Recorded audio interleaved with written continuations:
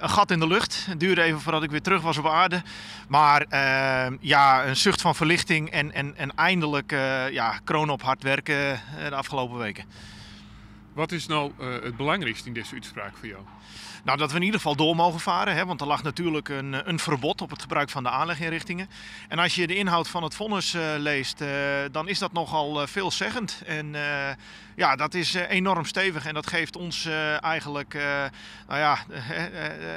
de kracht om te geloven in hetgeen we al een poosje riepen met elkaar. Dus ja, fantastisch.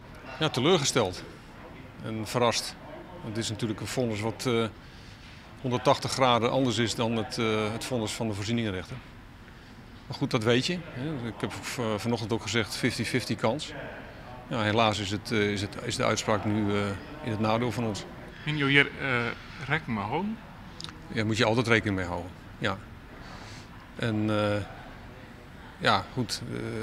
Het is nu een kwestie van intern beraad voeren, het vonnis goed bestuderen. En kijken wat voor maatregelen wij moeten gaan nemen en die dan ook eerst met personeel delen en met commissie bootdiensten.